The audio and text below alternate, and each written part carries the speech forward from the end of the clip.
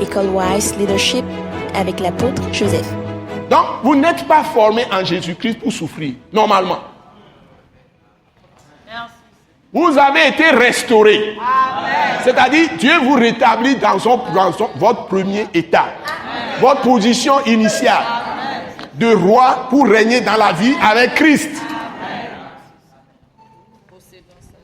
Régner dans la vie veut dire vous dominez les situations. Tout ce qui est mauvais, vous l'anéantissez. Amen. Par votre foi. Amen. Donc la foi est capitale. Amen.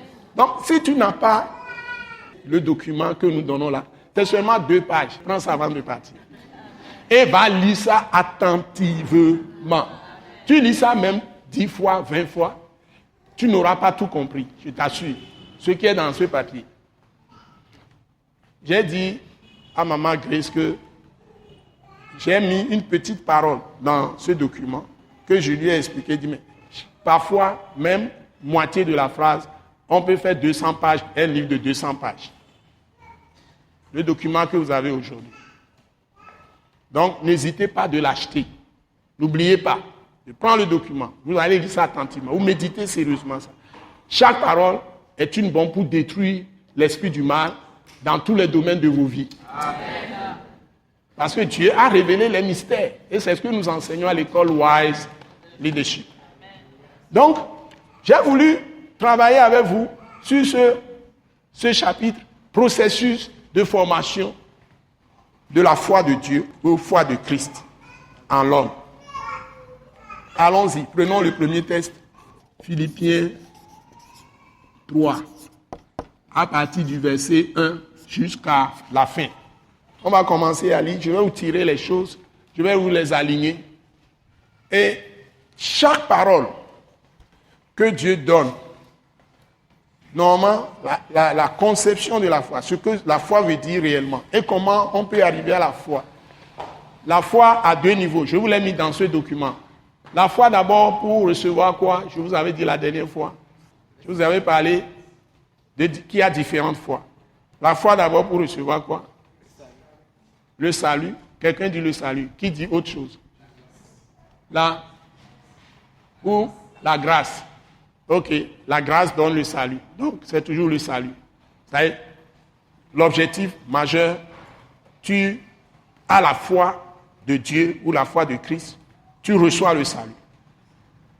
Et ce n'est pas la grâce. C'est-à-dire la mort de Jésus sur la croix. Dieu qui t'a fait faveur imméritée en se livrant lui-même au châtiment qui te délivre du péché et qui t'obtient le pardon de tous tes péchés, effacement même des péchés. Et Dieu ne va plus s'en souvenir.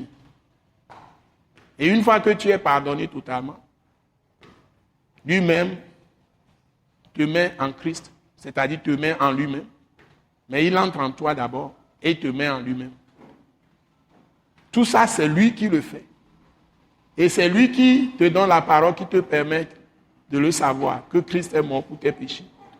Il a prédit par les anciens prophètes et il est venu l'accomplir par Jésus lui-même. Donc, il est venu l'accomplir. Il a déjà accompli. Ce n'est pas à venir. Donc, le jour où tu reçois Jésus, mon bien-aimé, ou ma bien-aimée, on va te dire, maintenant, tu dois faire ceci, tu vas faire cela, avant d'avoir la puissance. Et c'est là où on te met sous le joug de la loi. Et ta misère commence maintenant. Généralement, c'est comme ça dans les églises. Vous devenez légaliste. Et la Bible dit, tous ceux qui se mettent sous la loi, c'est-à-dire, ils veulent accomplir les commandements, en s'efforçant par leur propre chair à faire les choses pour plaire à Dieu. Ils sont sous la malédiction. Ça veut dire qu'ils ouvrent maintenant, par la loi, des portes sur votre vie à Satan. Et le diable commence à travailler. Et vous ne savez pas que vous-même, vous mettez dans sa cage en retournant à la loi.